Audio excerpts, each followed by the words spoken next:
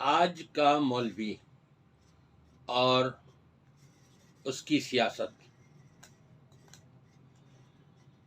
سیلاب اور مولوی کی سیاست اگر آپ سنیں گے حیران بھی رہ جائیں گے اور خوش بھی ہوں گے۔ حیرانگی کی صورت میں اور خوشی کی صورت میں آپ کو بتاتا ہوں۔ ذرا غور کیجئے، آپ میں سے ہر ایک جب پیدا ہوا تو اذان کس نے دی؟ آپ کے کان میں مولوی نے۔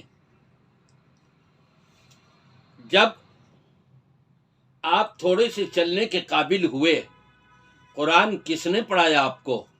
اللہ سے جوڑا کس نے؟ مولوی نے۔ جب بیمار ہوئے، دعائیں منبر پر کون کرا رہا ہے؟ مولوی کرا رہا ہے۔ دینی سیاست مولوی نے چمکائی۔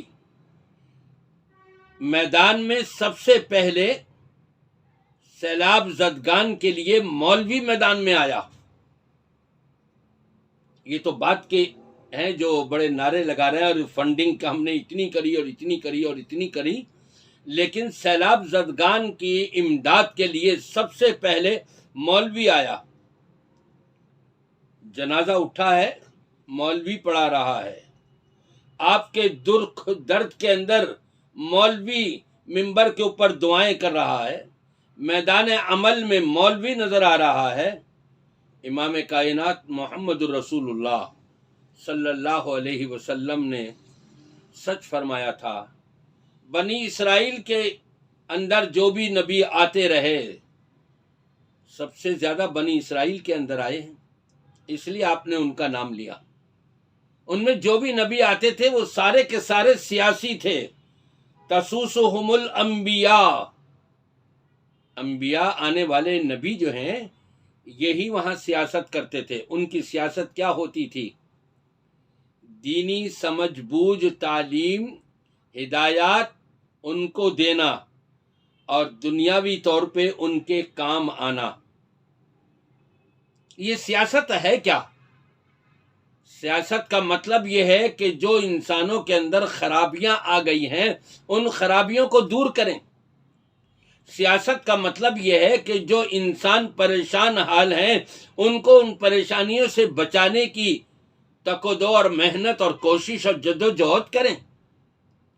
سیاست اس کا نام نہیں کہ کرسی سنبھالنے کے بعد اپنی جیبیں بھرتے رہیں۔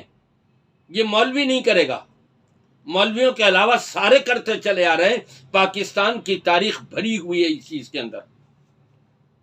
اللہ ماشاء اللہ ایسے بھی ملیں گے جو بڑے دیانت دار تھے، جیسے جماعت اسلامی کے رحمت اللہ مرحوم، کہ انہوں نے کرسی پر آنے کے بعد عوام کے لیے دینی اعتبار سے بھی اور دنیاوی اعتبار سے بھی سیاست کی ہے، اور صحیح سیاست کی، سچی سیاست کی ہے۔ یقیناً ان کے درجات اس کے اوپر بڑے بلند ہوئے ہوں گے۔ سیاست کا مطلب یہ ہوتا ہے کہ اصلاح کرنا، انسانوں کی خرابیوں کو دور کرتے ہوئے ان کی اصلاح کرنا، دینی اعتبار سے بھی اور دنیاوی اعتبار سے بھی ان کو دنیاوی خرابیوں سے بچانا اور محفوظ رکھنے کی کوشش کرنا۔ اسی لیے نبی پاک صلی اللہ علیہ وسلم کہ یہ بتانے کے مطابق کہ بنی اسرائیل کے اندر جو بھی نبی آتے رہے پیدر پہ مسلسل، یہ سب ان کی سیاست کیا کرتے تھے، یہ سب سیاسی تھے۔ گویا کہ ہر نبی، ہر رسول سیاسی ہوا کرتا ہے، اور نبی پاک صلی اللہ علیہ وسلم فرماتے ہیں العلماء ورثۃ الانبیاء، انبیاء کے جو وارث ہیں علماء ہیں۔ آج کے علماء ہی تو آپ کو میدان عمل میں سب سے پہلے نظر آئے۔ وہاں مری میں جو کیس ہوا تھا وہاں کون تھا؟ میدان عمل میں یہ مولوی لوگ تھے۔ اس وقت جو پاکستان میں سیلاب آیا ہوا ہے، سب سے پہلے آپ مولویوں کو، علماء کو دیکھیں گے، ہر جماعت کی۔